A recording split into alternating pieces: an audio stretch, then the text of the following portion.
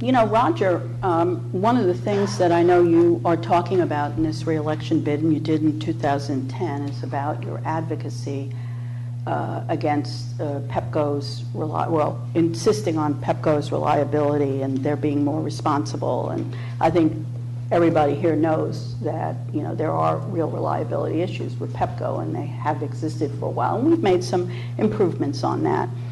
But I know from being on the council and also talking to people in the community that you've publicly joked that Pepco is your political ATM.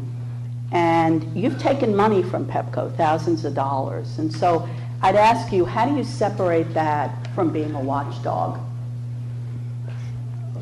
I think actually Jerry Pasternak is here in the room. Jerry Pasternak gave me money when he was a consultant before he even joined Pepco. You've taken money from Pepco. It's in the public record. I understand. I think it was something on the, anyway, I don't even know what it was. I would just observe that if Pepco wants to give me money, I will take their money, and you can judge as to whether or not it has influenced my actions with respect to Pepco. Because no one in our county, no one in our state has fought harder and longer against Pepco and for you.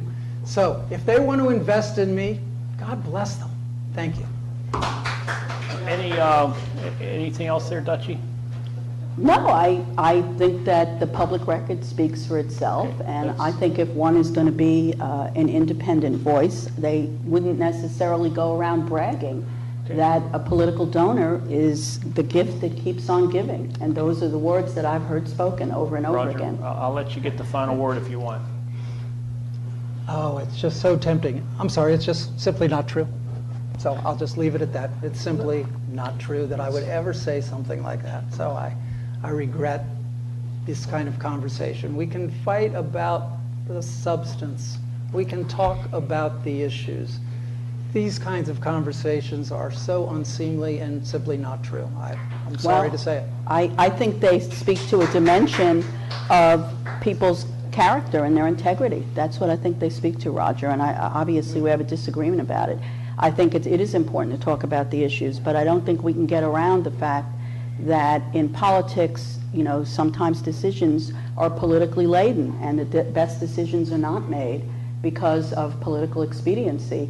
And I'm the poster girl for making decisions that are not necessarily politically expedient. I get the prize on that because I believe that it isn't a function of whether or not you get to be a committee chair or get to be the president of the council.